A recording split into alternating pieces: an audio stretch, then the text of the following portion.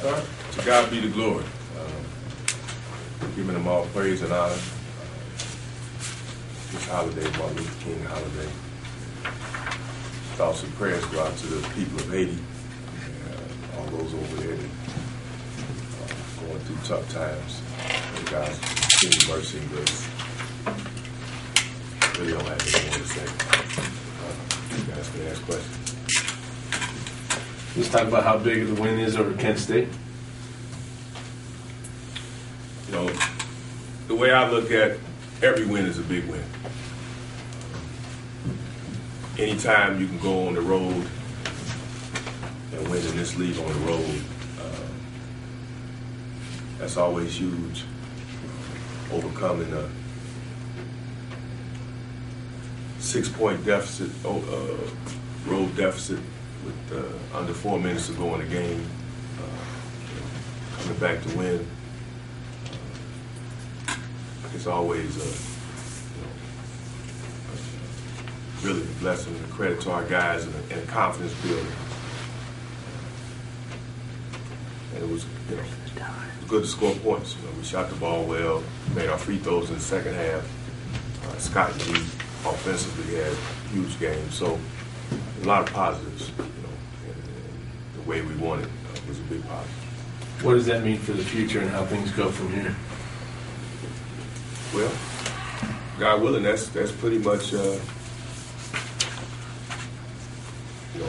on our continued development.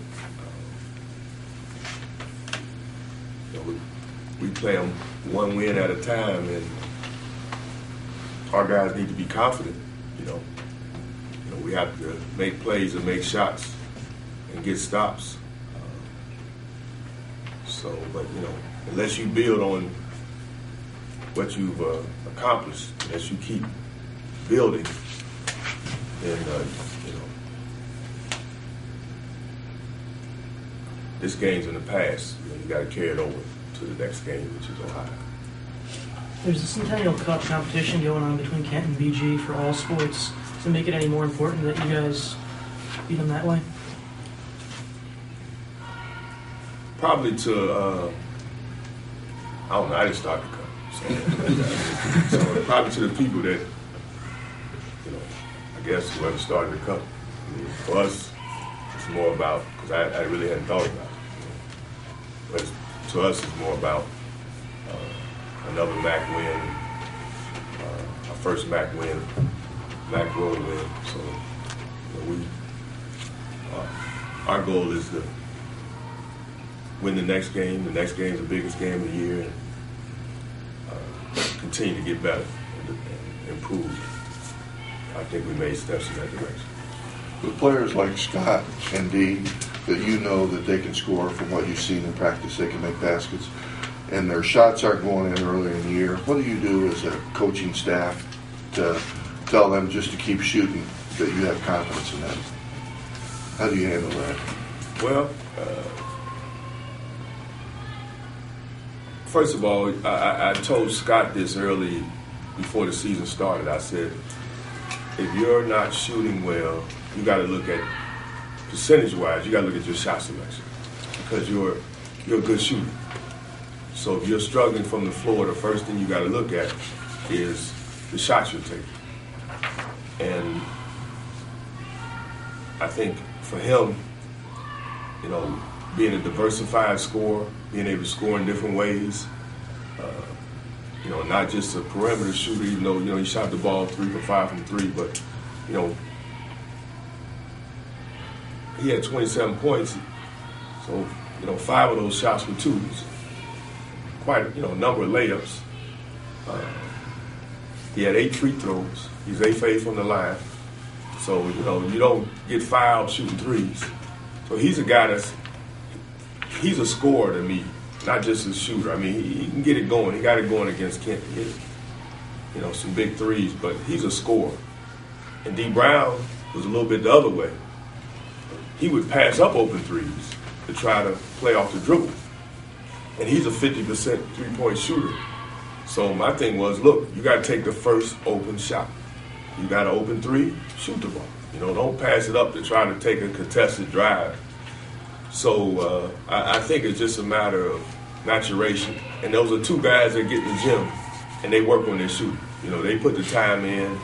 You know, we try to be conscious of doing more shooting in practice, doing more free throw shooting in practice. So I think it's a matter of maturation and understanding how to be effective. Watching a lot of film, you know, they got to watch a lot of film, see themselves on film. Our coaches are good about teaching off film. Film is probably the best teacher.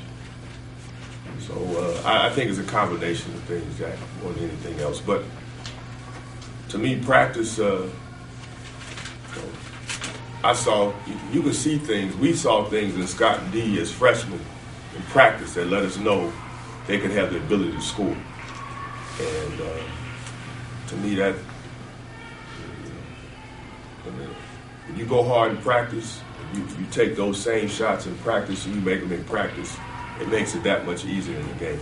And those two guys, I think, really have had a good week of practice of just, you know, working on their game. Can you talk a little bit about what they've done to suddenly emerge the last couple games? Just to add on what you know, points I just brought up. I think just understanding how to be effective from watching film and from having aggressive practices. You know, working on their games and really just being more aggressive. You know, I think it starts with aggression. You know, being more aggressive, staying aggressive, but then playing smarter and understanding how you can be effective. I think when you're a scorer, the game has to be a little bit of a science or art to it. You got to know what you're doing. It doesn't just happen by happenstance. You got to understand. You got to get your shot. You got to play to your strengths. You know, if you're a 15-foot shooter, you got to get your 15-foot shot. If you're a good free throw shooter, you got to get to the line. If you can shoot the three, you got to learn how to get open threes. You know, it's an art to scoring. You know, it's a little bit of a science to it. And I think these two guys are starting to understand that. And they got to continue to grow. And you got to get to the free throw line. So you can't. It's hard to be a scorer and not shoot free throws. You got to get to the free throw line. What can you do to get Otis scoring again? Well, my thing is, you can't allow field goal percentage to dictate the other aspects of your game. So whether he scores or not, Otis got a rebound. You know, I think he had 5 rebounds last game. He got 5 defensive rebounds in it. No, I'm sorry. He had 4 offensive, 1 defensive. He got a rebound. You know, that's his job. He's got to play big and be a presence in the paint on defense. You know, clogging up the middle of our zone, blocking shots, being a big presence. He got to do that whether he's making shots or not. My thing is there's little nuances offensively that he's got to get to be happy. You know, when you're a big guy like him, you know, balance is key. You got to be on balance. Secondly, you got to get the ball near the basket. You know, you got to, you know,